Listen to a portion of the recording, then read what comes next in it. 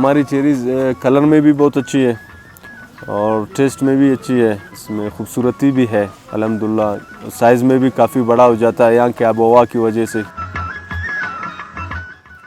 मेरा नाम परवेज़ खुर्द है, यहाँ दश्त में मेरी ज़मींदारी है।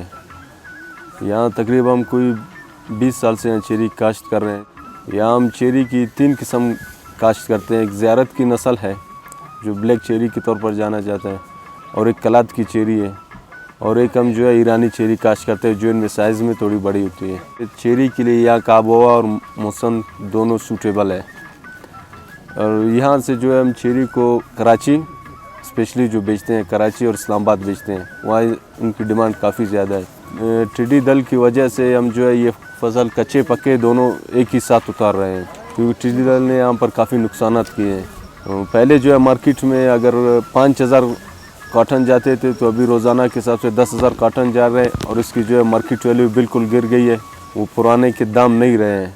लेकिन फिर भी टिड्डी दल के नुकसान से हम ये कोशिश कर रहे हैं कि उनसे बचाव किया जाए। जितने भी माल है दरख्तों पे लगे हुए उतार के हम बेच रहे हैं।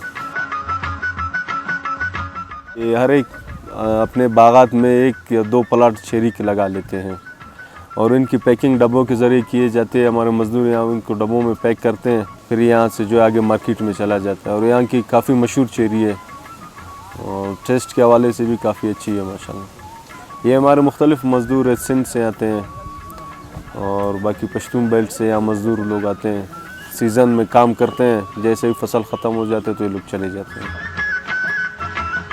आप खुद देख रहे हैं कि हुकूमत की वजह से हम पर हमारे साथ कोई ताउन नहीं किया जा रहा है, ना इनके लिए कोई स्प्रे वगैरह किया जा रहा है, ना हुकूमती नुमाइंदों ने यहाँ पर उन्होंने विज़िट भी नहीं किए। हमारे इलाके को आफतज़दा इलाका करार दे और ज़मींदारों के साथ ताउन करे, क्योंकि साल में हमारे एक ही दफ़ा फसल आता है।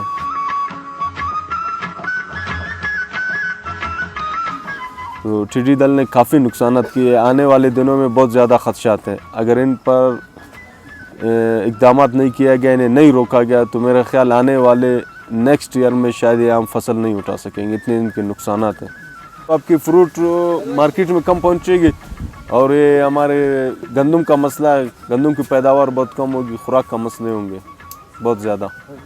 95% जो लोग हैं हमारी वो ज़मींदारी से मुंसलिक है, तो काफ़ी बेरोज़गारी बढ़ जाएगी। अगर टिड्डी दल को ना रोका गया, लोग काफ़ी नुकसानात के शिकार हो जाएंगे।